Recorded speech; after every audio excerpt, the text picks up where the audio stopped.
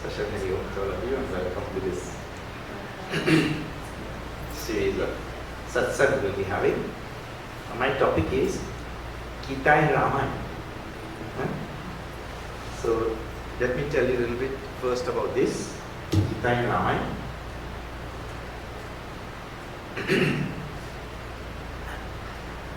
We may think that they are two different texts, which of course one is written in Avati, Ramayana is written in Avati, and Gita is written in Sanskrit. So from that standpoint they look different and all. And Bhagavan Shri Krishna is giving this Gita, and here Tulsidas is writing story of Rama. But I want to let you know that the two texts are very similar. In fact, Tulsidas ji, who was written the Ramayana, was a great student of Bhagavad Gita, Upanishad, Bhagavatam, all the scriptures. And he has included the teachings of all the Bhagavad Gita, Upanishad, everything in this Ramcharitmanas. So, he himself says in the beginning of Ramcharitmanas, and sometimes they are saying Ramayana, sometimes they are saying Ramcharitmanas, but they are one and the same. And let me tell you a little bit about that also. Valmiki ji wrote Ramayana, you all know that, you hear that all the time. When Tulsidas ji, the same Valmiki ji of course reincarnated as Tulsidas later on, and then he wrote the whole thing again in Avati language, and that time he did not call it Ramayana, he called it Ramcharitmanas. So this is only the difference. Same story is writing, and it's a later time, later place, different language, but he called it as Ramcharitmanas. Ramcharitmanas is his nama. Sunata Shravana Payati Shrama. He tells Balakan that he calls it Ramcharitmanas, and by listening only, one reaches the supreme state of peace. So that is the name he gave. So he says in the beginning of the Ramcharitmanas that he has included all scriptures in that Ramcharitmanas, which is true thing actually. If you study that one Ramcharitmanas, you don't have to study anything. Every scripture is there, whether it is the traditional scripture of yoga, Bhagavatam and Upanishad and all, or yoga even, you know, Patanjali yoga, he will mention Yama, Niyama, Asana, everything everywhere. Pratyahara, all words will go. So all scriptures he has included. So now, what will be the difference between this Ramcharitmanas and Bhagavad Gita? It's a very simple thing. See, it is like, you know, you have to study Shakespeare in the classroom. I'm sure all of you would have gone to school and studied some form of Shakespeare, work in the classroom. They used to make us study that. And also, you can go into the theatre and look at Shakespeare's drama on stage. You don't read anything. You just look there on stage. You'll see that whole drama. Actually, it happened to me in high school in Toronto. We had to study King Lear in the classroom. And karma is a very wonderful thing. Soon as we studied King Lear and did everything, I had to make a presentation in front of the class also. And after doing all of that, a troupe from Montreal had come to Toronto, and they were putting on King Lear on stage, just a few buildings from our high school. When we finished, so the teacher lined us all up, and we went there to the theatre, and we saw King Lear on stage.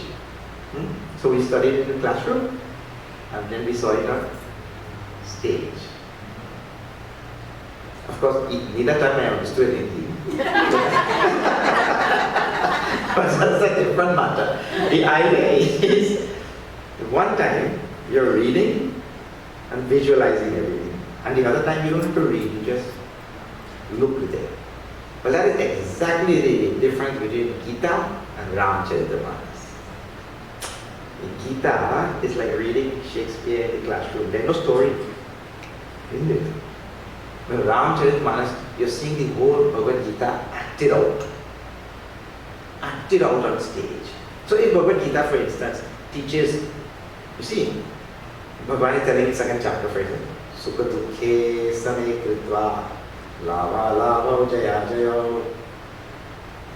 In gain and loss, in sukha and dukkha, joy and sorrow, and all of that, you maintain your balance.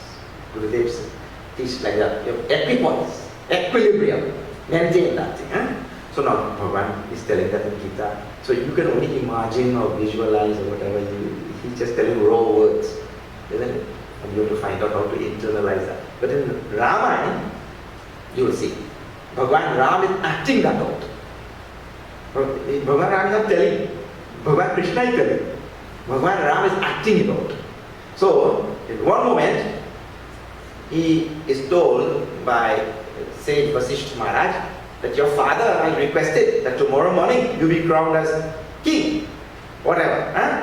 So it's good news. So that time, Bhagavan thought, oh, everybody is celebrating such good news and this thing going on. And Bhagavan thinks, what a sad thing. In this Raghukul, we have one bad rule. What bad rule? That the eldest son becomes king. And my dear Bharat, he will not become king. He loved Bharat so much. So he is sad because Bharat will not become king. So in good news, he thinks of the other side and that balances out and he maintains his balance. Because when we get good news like this, we jump into jubilation, isn't it? And then when we get sad news, we sink. So we are either this way or this way. So when Bhagavan gets that good news, immediately his mind takes him, oh my poor Bharat, he will not become king. I am so sorry. What rule we have in this Raghukul. So this thought in his mind balances this thought and he maintains his balance. And then next morning now, the whole news broke. Kaikeyi requested a two boon and this Rama will be exiled to the forest. So now everybody is miserable. If that time they have to keep security that anybody would have come in there and killed that Kaikeyi also. It's such bad news, you know. So now, when Rama heard this bad news, what we ordinarily call as bad news, then you see his reaction that time. He gives all reasons why this is so good. Now Bharat will get kingdom. That's what I wanted in any case. Then I will go to forest and I will meet all these sages and saints. So many of them in forest. They don't come to palace. Then I will be able to be a big person and keep the word of my father. So like that, he saw all of this, like how this is good. Everybody seeing how this is bad. So there's all this bad, sad news and all these good things Bhagavan again thinks and now that maintains his balance. So in Bhagavad Gita, while Bhagavan Shri Krishna is talking about samatvam, talking about balance, equipoise, equilibrium, Bhagavan Ram is demonstrating this balance and equilibrium throughout the Ramayana like that. So this is just one idea. So what is idea which is given in Gita? Bhagavan Ram demonstrates that idea. So this is how there is Bhagavad Gita in Ramayana. Throughout the whole Ramayana, and the two texts are like that. In fact, in stages, over the years, hundreds of years who studied this, Ramcharitmanas and Gita, they say Bhagavad Gita, this Ramcharitmanas is really a commentary on Bhagavad Gita. You know how Bhagavan Shankaracharya writes a commentary on Gita and so many people do commentary. So the Ramayana is a commentary on Bhagavad Gita. Means it's really an elaboration of the principles and ideas which are there in Bhagavad Gita, and Ramayana is elaborated and demonstrated like that. This is the similarity between the two texts, or the congruence of the two texts. So in this 1 week, 5 days, we will see this thing. So you will see all of these. Whatever teachings of Gita, how it is demonstrated in Ramayana. Now, this demonstration is important for us because when we see that thing lived, you see, it is easy to tell people some philosophical principle, some idea, this, that. Then we say, but you only give it theory, you know. Only you're telling me theory. What about practical? Because people like all the time, tell practical Vedanta. Especially in Chinmaya mission, everybody go and tell Gurudev, you tell some practical Vedanta. So we'll see this practical Vedanta through the Ramayana. One centipede, you know. Centipede, you know. The fellow have 100 legs. He went to a rat. And he told that rat, I have pain in my legs. Can you imagine? That rat said, that is the problem with you centipedes, you know, you have too many legs. No, imagine a centipede have pain in his legs. Then like Ravan gets a sneeze.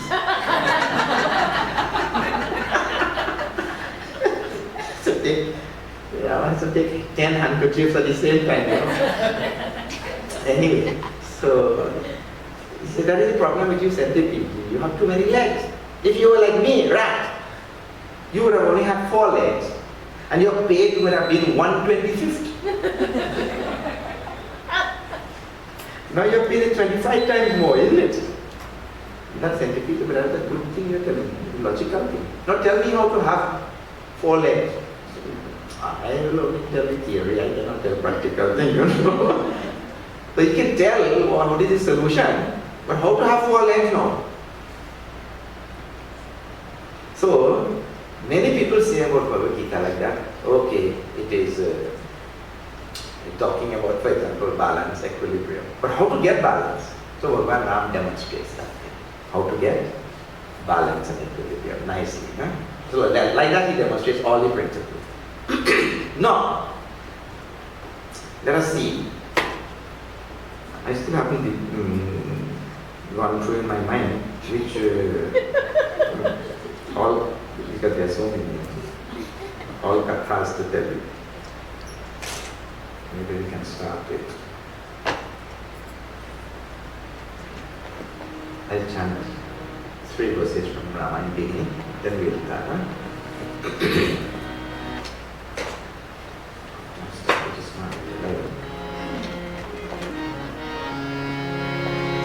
Vardanam Sanghanam Rasanam Chandasami Mangalanam Chakartaro Vande Vani Vinayako Bhavani Shankaro Vande Shraddha Vishwasaruninam Yamyamina Pashyanti Siddha Swarthasthamishwaram Vande Bodhamayam Nityam Gurum Shankararupyam Yamashrito Hivakrohi Chandrasarvakrabandhate Hari Om.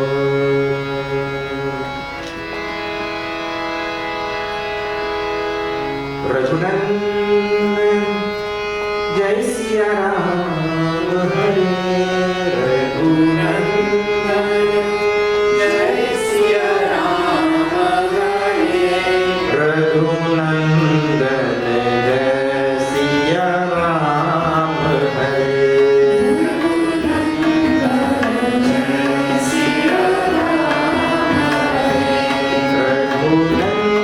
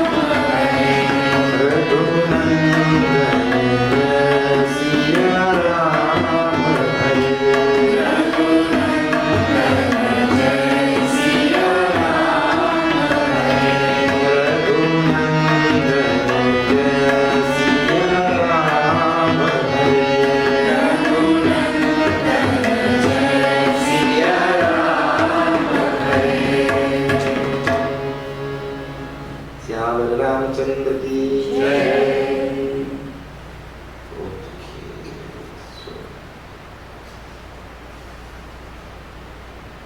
There is a wonderful episode in Aranyakan which demonstrates very nicely principles of Bhagavad Gita.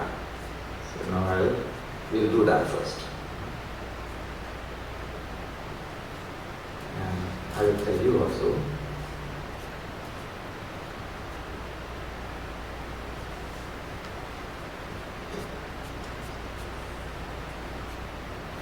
Word for word we'll see. All of the ideas you know already, you just haven't connected them in your mind. You know the story and you know the Gita also. You just haven't connected. Yes, you haven't connected. So we'll see that now.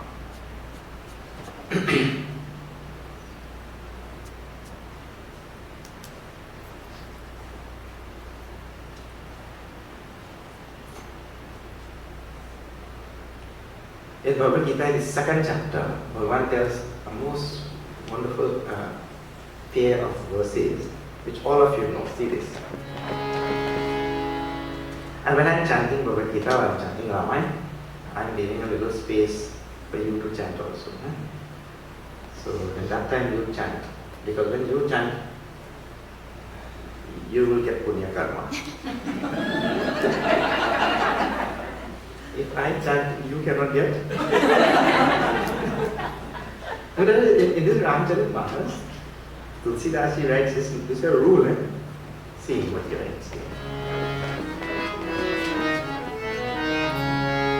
Karma pradhan visva kari rakha. Shri Ram Jaya Ram Jaya Jaya Ram. You see, this is the same. It is in the same tune you have to sing. Shri Ram Jaya Ram Jaya Jaya Ram. Shri Ram Jaya Ram Jaya Jaya Ram. Karma pradhan visva kari rakha. Shri Ram Jaya Ram Jaya Jaya Ram. Jo jas kari so das bhal jana. Shri Ram Jaya Ram Jaya Jaya Ram. Jaya Raghu Rama. Jaya Raghu Rama. Jaya Sita Rama. Jaya Sita Rama. Jaya Shri Rama. Jaya Shri Rama. Siyama Ramachandra ki Jai. So like that, he says that Bhagavan has placed a most wonderful law in this universe. The law is called law of karma. Law of karma everybody knows. And he explains in the second line, what is the law of karma? Jo jas karai, so tasya phalu chakha. Means to say, as we sow, so we reap. Rarely the law holds. Sometimes Bhagavan may break the law because he has prerogative. Or the Guru can also transgress the law. But the law holds generally for all of us. 100% law holds for all of us. So we sow, so we reap. Now see, if I chant Ram, Ram, Ram, how you will get blessing? It can't happen. Karma is not transferable, like an airline ticket. In no airline, in nowhere on the earth, you can transfer a ticket. Isn't it?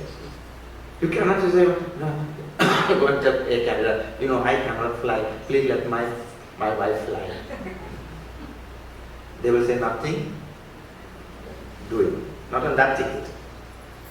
So, karma that ensues from me, that result only has to come back to me only. So therefore, if I chant, I get punya. If you chant, you get punya. So we designed this Ramayana last 25, 30 years like this only. I will sing one line, then you sing Shri Ram, Jai Ram, Jai Jai. Because I am singing the line and you are singing Ram, you will get more blessings than me also.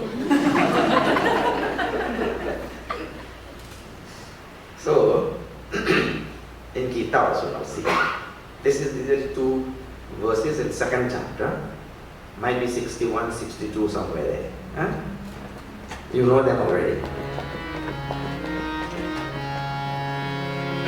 Hare Krishna, Krishna Krishna, Hare Hare.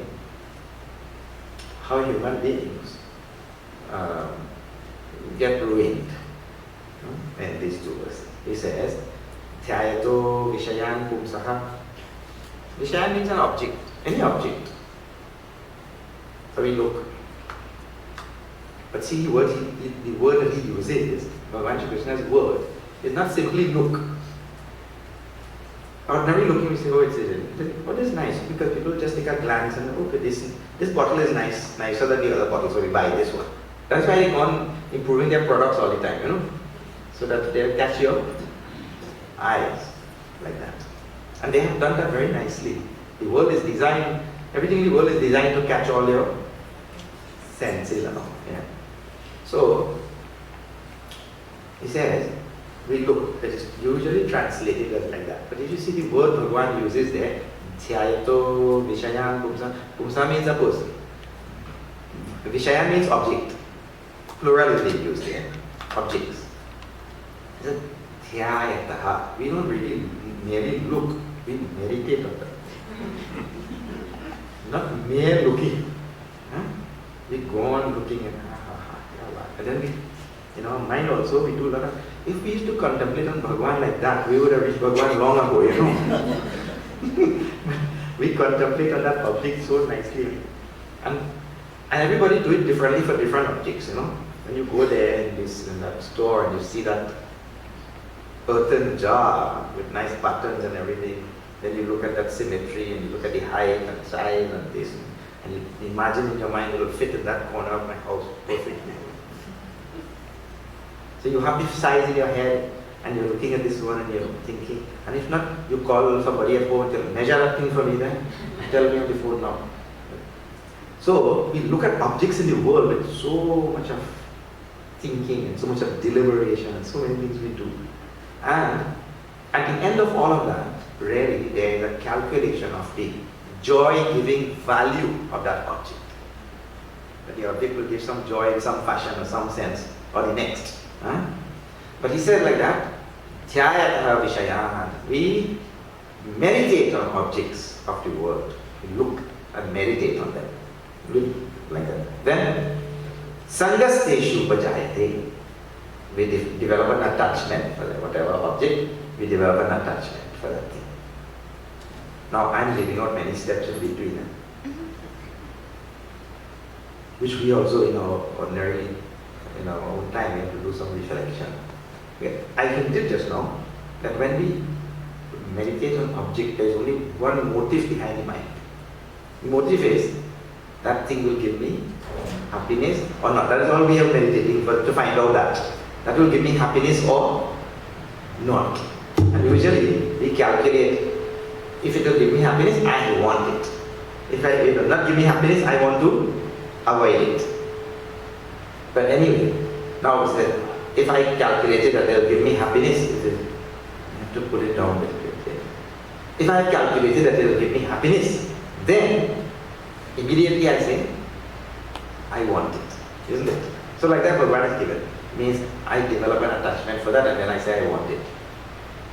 Kama. Kama, krodha vijaya. Once that kama has come, then problems start.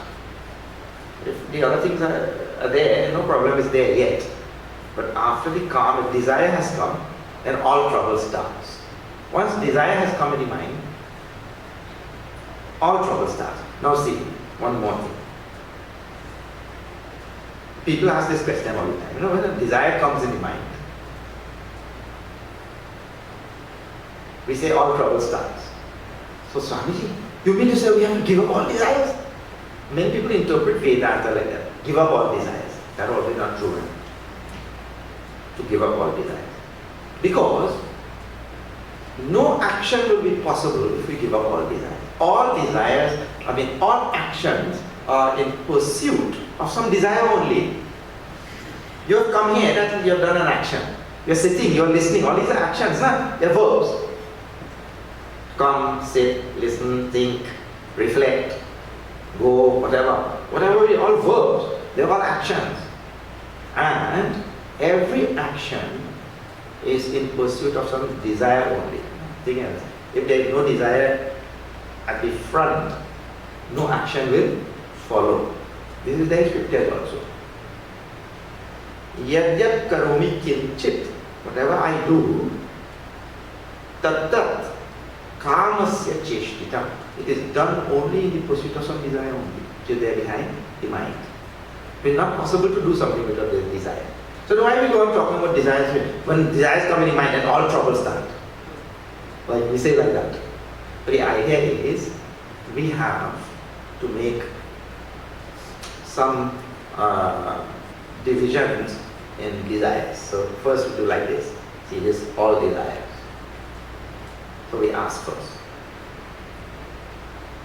This desire is legal or illegal?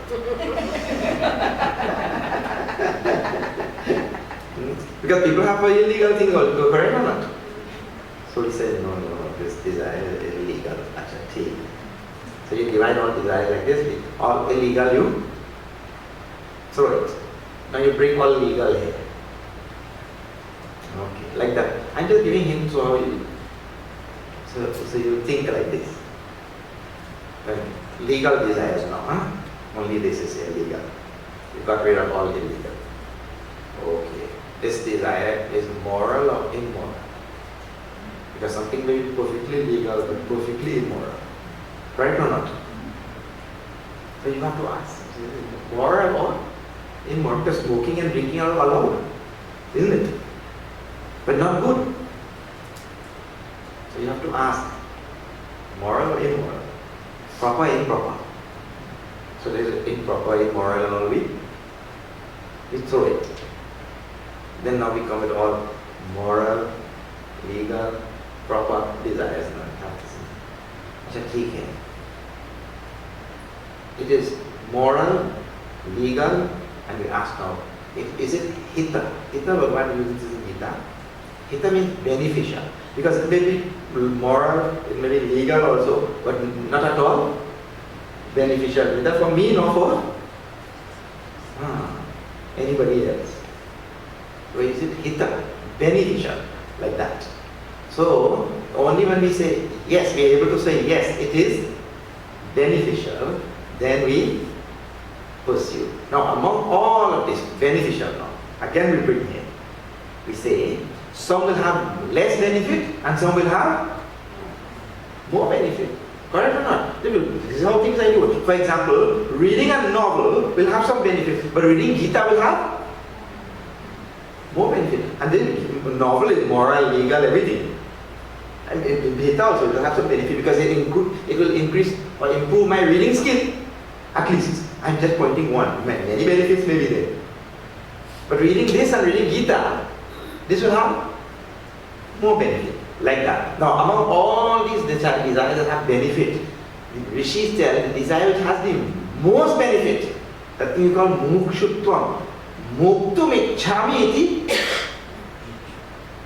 Mukshutvam. I want to be liberated. This is also a desire. I want to be liberated. Desire or not? So among all these hita desires, moksha is the best desire. Because I'm telling you, some will be less beneficial, some will be more beneficial. So on the extreme end of most beneficial is moksha. I want to be liberated. So it is not that we are saying don't have desires. The scriptures don't tell like that. Scriptures tell very clearly, without desire you can't do anything. You have to have desires. But now in this way, you chasten your desires. You select the right desire. But now what do people do? We don't do this. We don't chasten our desires, select the right desires, hita and beneficial, moral, and there is no anything. Pashu, pashyati iti pashu. If your dog sees food on the neighbor's side there, the dog doesn't think that the neighbor's food, In Canada, we have a Charter of Rights and Freedoms. And the neighbor is entitled to the enjoyment of his own property. So therefore, as an honorable dog, I should not go there and eat that neighbor's food. You think the dog thinks? He sees food and he eats. So when we let our unbridled senses and mind go like that, and just without thinking about proper desire, improper desire, moral, immoral, all of these things, anything we see, we just engage, then Guru used to tell me that mind is just like an animalistic type of mind. So we have to chasten desires, purify them, choose the proper ones and all that sort of thing, and then pursue them. So this human being needs to look at all his desires and then pursue, not just like the animal, anything we see, we just go like that. This animal kingdom only does. At least we should distinguish ourselves, So now, when that desire, that type of worldly desire is pursued, this type of, then what happens, Once that comes, after that what happens? Anything that happens is trouble only. After desire comes, the worldly type of desire. Anything that happens thereafter, it is going to lead to trouble. Nothing good. See, I'll show you. When desire comes, right? Then, if that desire is not fulfilled, so it can either be fulfilled or not fulfilled. If that desire is not fulfilled, that energy inside, which is that desire, energy, I want it, there's an energy building up inside. If that desire is not fulfilled, that energy changes over into anger. Same energy, it metamorphosizes into anger. Who is the one who prevented me from having it? Tell me, I'll finish it. Like that, right? So the energy changes into anger. So I'm telling you, anything that results from that desire is trouble only. If that desire is not fulfilled, here, no. Here it is not fulfilled, anger. If it is fulfilled now, again trouble. Because that same energy now changes into greed. They call lobha. Means I get one, I want two. And I get two, I want four. And it goes on and on and on. Because Bhagavan tells in Bhagavad Gita only that if we go on fulfilling desires, that's like adding fuel to the fire. When you add fuel to fire, it doesn't simmer down. So, if it is not fulfilled, anger. If it is fulfilled, greed. If, we have limited resources in the world. So, if I desire this thing, there will be so many other people also desiring, correct or not? So, if that person gets it before me, then that energy now changes into jealousy. So now jealousy also is not good. So whenever there is jealousy, I try to pull down the other person. If that desire is not fulfilled and I cannot get angry, like for example, it really happened, and it happened in this place. Oh no, it happened in India. I was in New Delhi to get darshan of Guruji. I reached New Delhi because I knew he was coming to get darshan. Then I told Guruji, I heard from these people, Guruji is going to Lucknow. Guruji, can I come to Lucknow? No, what you do there? Stay here. Now see, I had desire to go to Lucknow. And that desire is thwarted by somebody reverential. And you can't get angry, isn't it? That time, that desire, that energy changes to depression. My life is finished. So I'm telling, the idea is, if you see desire, anything that happens after that desire, that leads only to trouble. That cannot lead to anything good. But if it is the other type of desire, noble desires, desires that, like mukshutvam, that the chances of those type of desires bringing joy is more. But this type of desire will only bring some sort of sorrow, worldly desires like that. So now, in the Gita verse, it says, Kama krodho vijayate. It gives, from kama, desire, comes anger. It doesn't give the other possibilities. But that's what I'm telling you. Bhagavan gave, but Gita is not exhaustive. Bhagavan cannot tell everything. That's why we have to do vichar, reflection. So Bhagavan gives the hint. So, krodho vijayate. Krodha bhavati sammoha. When anger takes over our mind, that mind loses its ability to see and think clearly. You know that. In anger, people will do anything. Huh?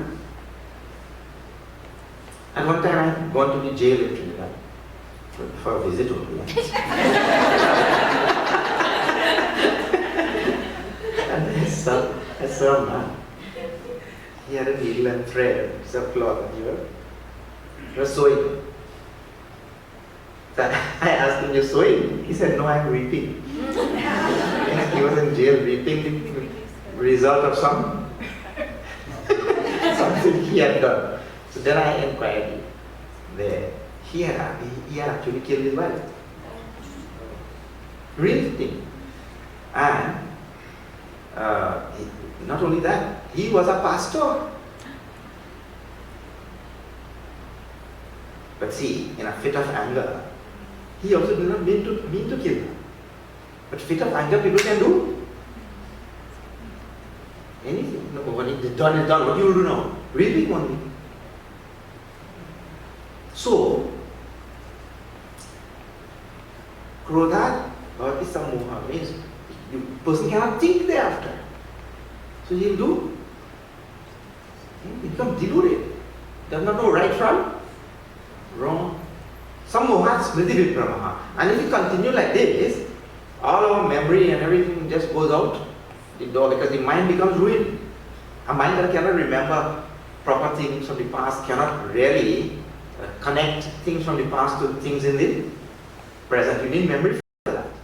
So like that, Bhagavan is giving that ladder of descent from dhyayato vishayan pumsaha, meditating on objects, you know how it goes like that, and then smriti bhavjat buddhi nashaha. If an intellect that cannot remember, that intellect is as good as no intellect. Buddhi nashat pranashati. The person whose intellect is destroyed, he is destroyed. The human being, in other words, is reduced to an animal existence. Because animals don't have a buddhi. He looks like a human being, but he lives a life like an animal. So now this is what is given there in Bhagavad Gita. And now that only leads to one sorrow after the next. So Bhagavad Gita you understood so far. Okay, now let us say Ramcharitmanas. Now you one more thing you have to remember this Ramcharitmanas. Bhagavan tells to Sita.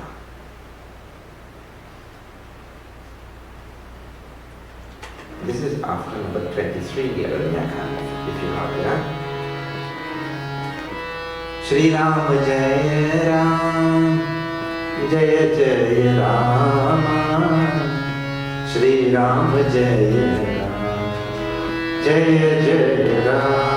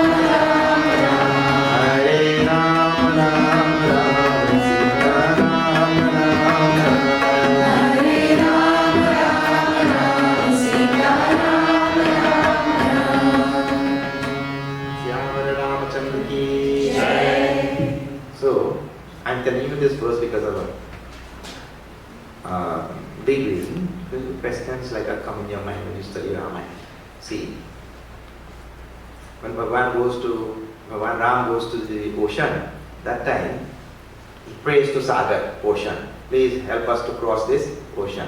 Sagar did not come. Bhagavan got angry, he took out his bow like that.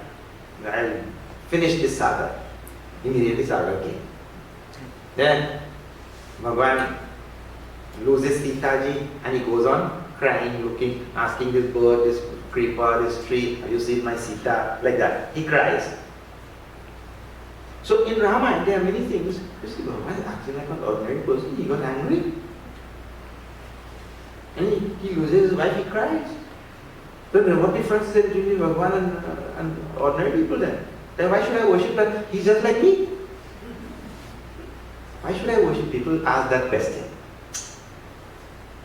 So this line tells, this is in Aranyakand 23, he says, Prabhu is telling to Bhagavan, to Sita ji, मैं कछु करबी ललित नर लीला.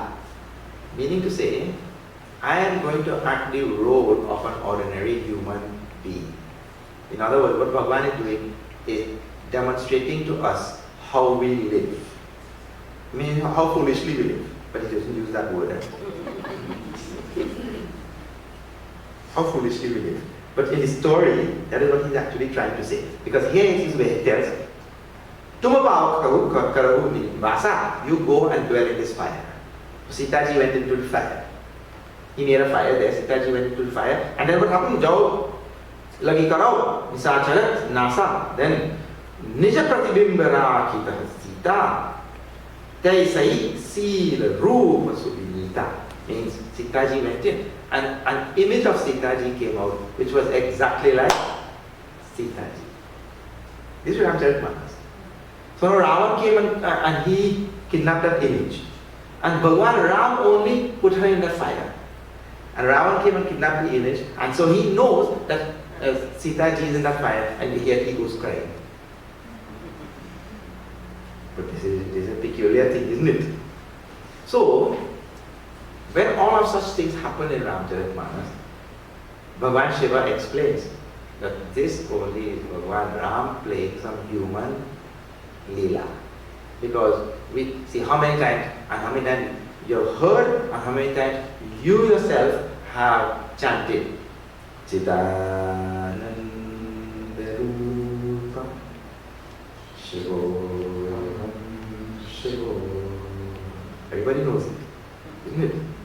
How many times you chanted? So many times. How many times you heard? Countless times. Yeah? What is it? My nature is Chit Ananda. Absolute bliss.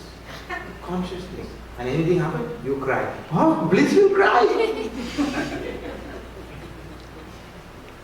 So you know this, but you do that. That thing we call as delusion. In ordinary human language. It's delusion. See, I know that every time I read all sages, sadhu, mahatma, everybody told Chidananda Rupa Shivoham Shivoham. My nature is like that. You have Manas also tell. So you know one thing, but you do something. Yeah. He knows Sitaji is in fire, but he is crying. This human being or not? So therefore he is telling in that verse which we chanted, I am just going to play human Leela. This is what human beings do. So now, he is playing human Leela, and Sitaji is also playing same human Leela. For all of us. Now, what happens? Marriage comes there, the golden day, and he comes to assist Ravan in kidnapping Sitaji. So Sitaji also now is playing this human being. Now I want you to see this, how nicely Sitaji has given this verse. I have not lost my way, I am coming to Gita just now. Okay. Now see, if you have to follow this up to 26, same Ragana. Shri Ram Jaya Ram Jaya Jaya Rama. Shri Ram Jaya Ram Jaya Jaya Rama. Sita Param Ruchir Mrige Dekha.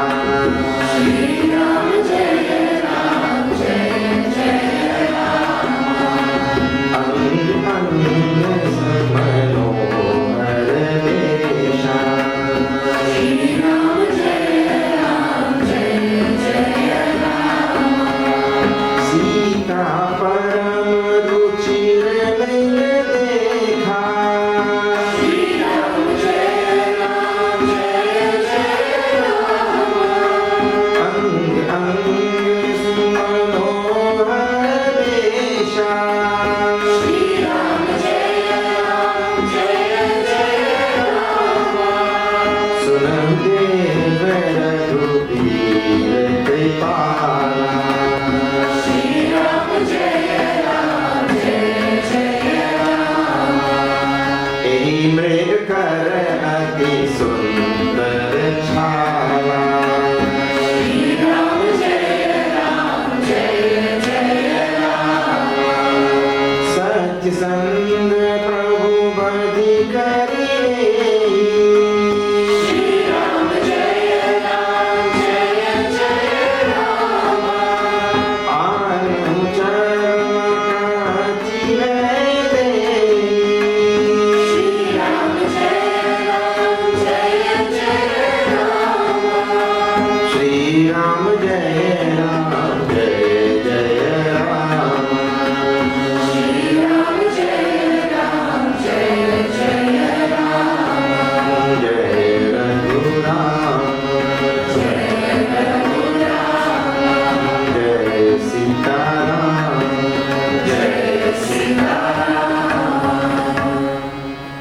Lord Ramachandra ki Jai.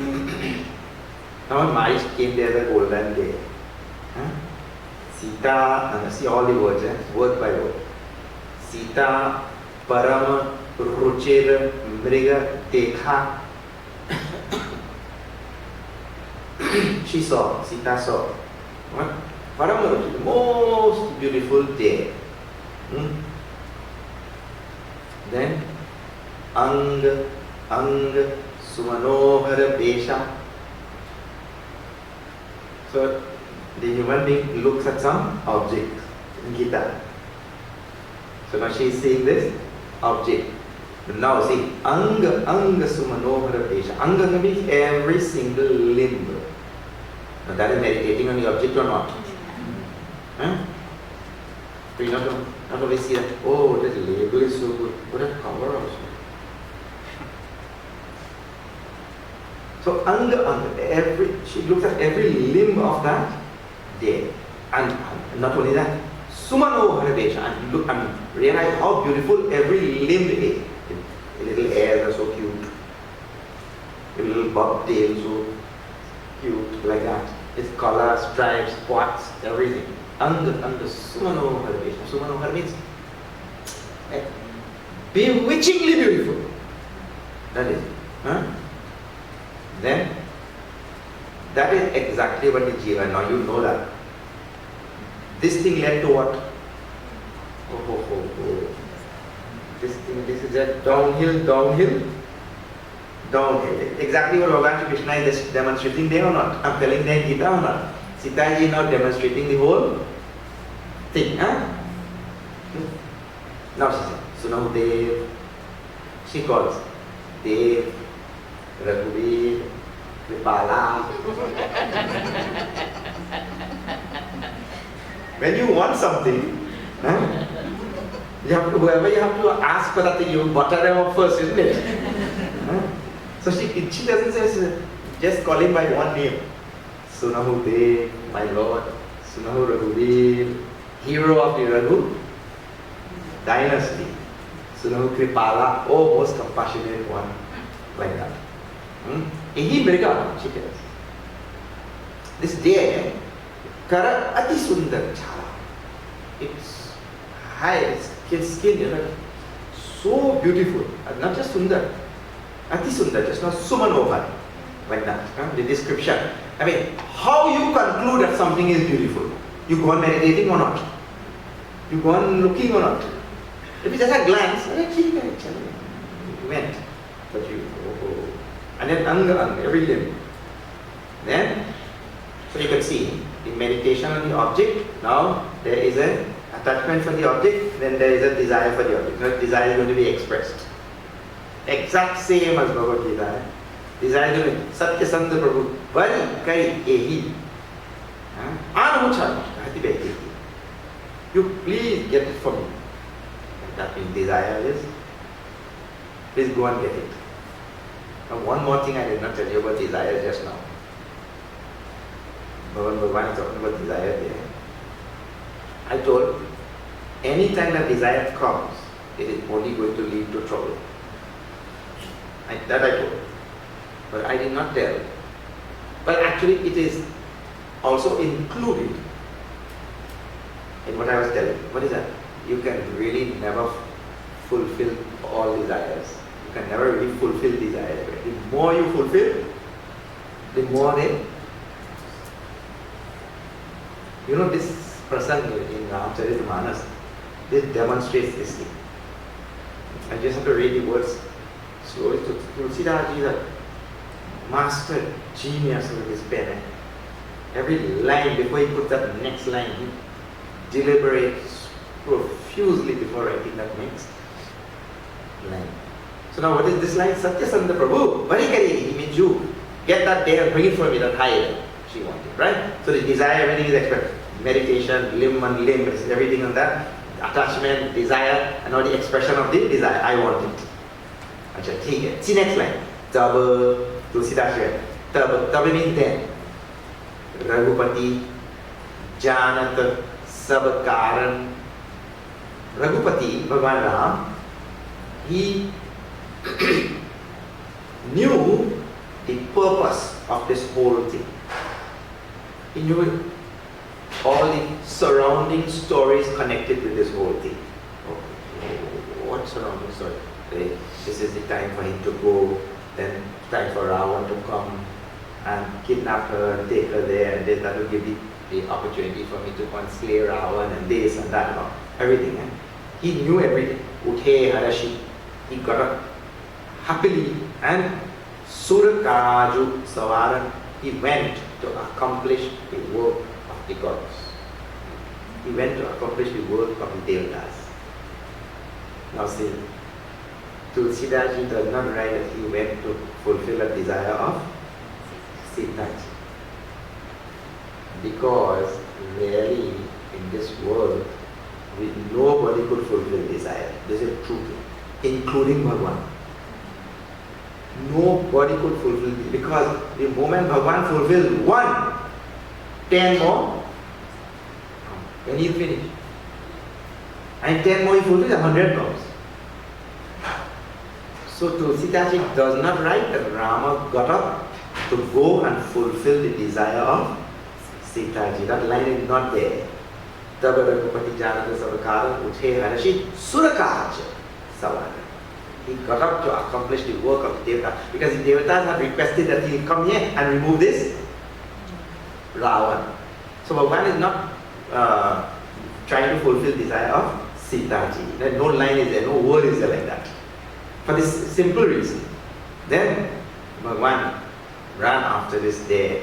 Mrigabilo Kikati Parikara Patha Karatara Jap Chirasara Sata. He took up his phone out in his lotus hand and he went there after this marriage. In this portion, those of you who study Ramayana have seen Ramayana nicely. This is one of those rare places in Ramayana where Bhagavan ran after that their marriage. Bhagavan ran after the devotee to give him moksha. Are why are you running? Come here for moksha. Like that. And he ran after marriage to give him moksha. This is 12th chapter of Bhagavad Gita. Bhagavan tells there, Tesham aham samuddharta. Tesham aham samuddharta means I myself take them out from this samsara. Mrityu samsara sadhana. In this world of death and disease and all these things, I myself take. Bhagavan himself had to come and run after Mari to take him out of samsara, give him mukti. So he runs all the story and all, you know. So this is the, in Bhagavad Gita, he is promising for those who have their, who have their mind and intellect and everything centered on Ram, centered on Bhagavan. Bhagavan promises that I come and take them out from samsara. Put it in Gita. Matchitam matkata prana. Whose mind is taken up with me and whose whole life is, and this is what Maharaj was doing. So that's matchitam matkata prana is the Bhagavad Gita. Maya veshta chetasam. Whose mind and intellect and everything is sunken in Bhagavan Ram, sunken in Bhagavan Krishna. He says, Tesham aham samuddharta. I take them out. So what he's telling there, now he's demonstrating it. He runs after Maharaj to take him out of samsara. So like this, whatever is told in the Bhagavad Gita in few words or mere words, Bhagavan Ram is demonstrating every word. And people say, one more question comes up. Abhiji, this thing makes no sense. Well, then I say, why? To me it was making sense. He said, Ramji, you forgot a very important piece of detail. What detail I forgot? Bhagavad Gita was given more than 5,000 years ago. And this Ramcharitmanas, Tulsidaji wrote 500 years ago. Huh? So, and Ramayana itself is the first, that is of detail. Ramayana itself, Valmiki ji gave before it Bhagavad Gita, because the Adi Kavi is called, isn't it? So, the drama came before the script. Where do you ever see drama come before? First you do the drama and then write the script. So Ramayana came before Gita, like that. When we talk about drama and script, Ramayana came long before. And Ramayana Bhagavan is acting out the whole thing, and then later on Lord Krishna wrote the script. We never see that. But you have to remember, in Hindu cosmology, time and space and cosmos is not anything linear. Let me just tell this story. It's a very important thing. Wherever I'm going, I'm trying to include a little bit of this. The reason is that really we have all learned to think like people from the Semitic religions. No, nothing is wrong with Semitic religions. Don't get me wrong. The Semitic religions see the universe in one way, and those who are Sanatanis, we see the universe in a different way. So it is just a matter of two groups seeing the universe in their own way. But you cannot call yourself a Sanatani and you are in this group and then reverse you like this from this group. Then you are not Sanatani, isn't it? If you are a Sanatani, you have to see the universe from a Sanatani standpoint, isn't it? So the idea is this: in the Semitic religions, time and this universe all linear. Linear means at one time there was nothing, right? Then God decided, okay, I will create, and now you'll have to go and study. I have not studied so deeply, what all came first and what came second and all that. But the idea is, he alone was there and there was nothing, and then he started creating. So there is a point when there was nothing and then he started creating. That is not Sanatana Dharma. There is no such thing in Sanatana Dharma. Now if you are thinking like that, then only you will have the question, why Bhagavan created this world? And anytime that question comes and you ask, or what was the first thing he created? Anytime anybody asks that kind of question, you are not Sanatani. Because that question does not arise in Sanatana Dharma. In Sanatana Dharma, this whole universe is cyclical. And everything is already there. Nothing is created or destroyed. Everything is there. So, you put this line here in the middle, and you have a circle. So this half on this side is called as manifested universe, which you are seeing in front of you now. It's called as Vyakta. And after this Vyakta universe goes through its whole process, it goes into Pralaya, what is called as Avyakta, for the same duration of time. But everything is there in Avyakta. Avyakta, like what? Here if you have a bowl of sugar, white sugar, and here you have a bowl of water. Now you can see both of them very clearly, isn't it? The sugar is Vyakta and the water is also Vyakta. Manifest. You can see that. We take the sugar and dissolve it in this bowl of water. Now you can't see the sugar anymore.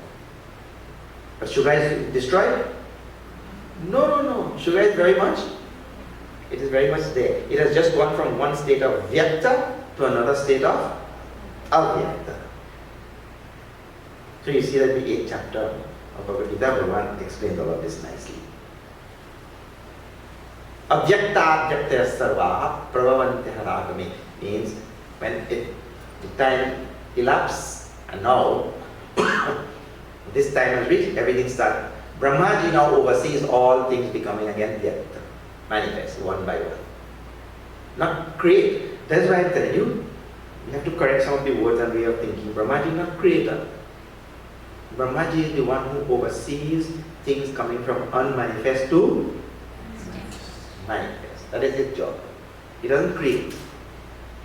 Otherwise you will have to admit then that some things were not there and Brahmaji made them. But that is not admitted in Sanatana Dharma. You see? So, now, in Sanatana Dharma, the Satyuga is there, Treta Yuga, Dwapar Yuga, and Kali Yuga.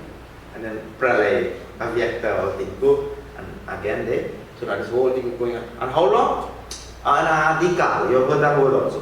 Anadikal means beginningless time. Right? So now, of course, Rishis long rejected creation. Creation is in Sanatana Dharma, they rejected because it's illogical, irrational. So this is how Sanatana Dharma explains everything. Now see, in Satyuga, so many avatars took place. In Treta Yuga, then Bhagwan Ram came, and Valmiki ji wrote the whole Ramayana. Right? Then next Dwapar Yuga came, and then Bhagwan Shri Krishna gave Gita, and now we are Kali like that, right? So Ramayana came before the Bhagavad Gita. So the drama came before the script. So that is the question people ask. How the drama will come before the script? And it is a very simple thing. In a circle, there is no before and after. See, this drama you are saying is before the script. The script you are saying came after. But this script is before the next drama. That thing is also given in this Ramcharitmanas. Even though you see putting the script here, remember it's a circle.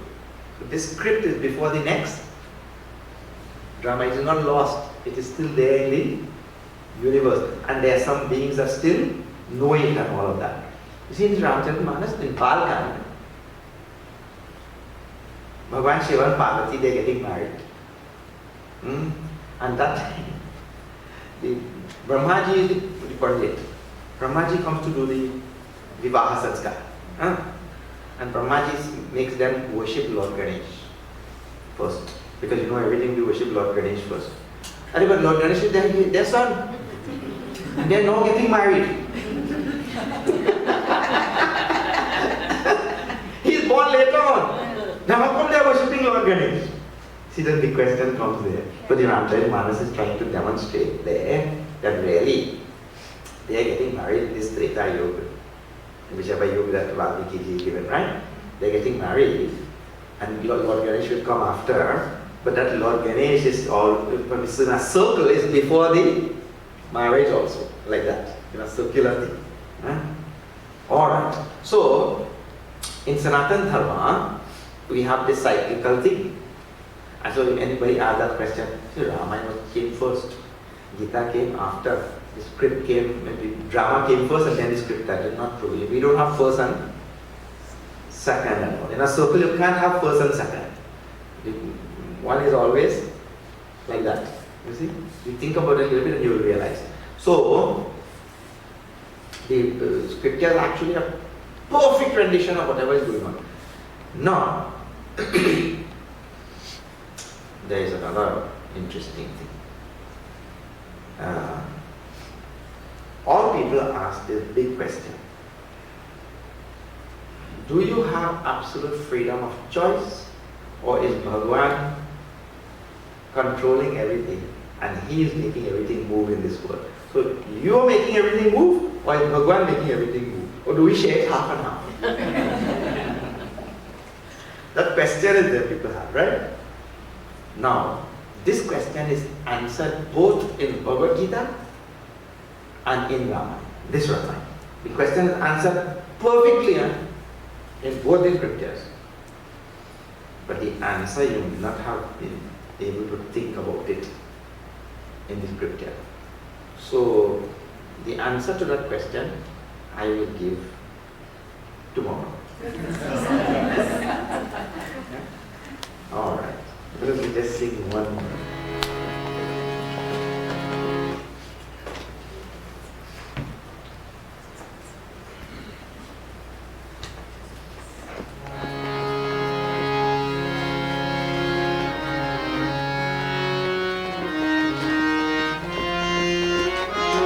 Rama Rama Rama Hare Rama Rama Rama Hare Krishna Krishna Hare Krishna Krishna Krishna Hare Rama Rama Rama Hare Rama Rama Rama Hare Krishna Krishna Krishna Hare Krishna Krishna Krishna Hare Rama Hare Krishna Hare Rama Hare Krishna Hare Rama Hare Krishna Hare Rama Hare Krishna Hare Rama Hare Krishna Hare Rama Hare Krishna Hare Rama Hare Krishna Hare Rama Hare Krishna Hare Rama Rama Rama Hare Rama Rama Rama Hare Krishna Krishna Krishna Hare Krishna Krishna Krishna Hare Rama Rama Rama Hare Rama Rama Rama Hare Krishna Krishna Krishna Hare Krishna Krishna Krishna Hare Rama Hare Krishna Hare Rama Hare Krishna Hare Rama Hare Krishna Hare Rama Hare Krishna Hare Rama Rama Rama Hare Rama Rama Rama Hare Krishna Krishna Krishna Hare Krishna Krishna Krishna Hare Rama Rama Rama Hare Rama Rama Rama Hare Krishna Krishna Krishna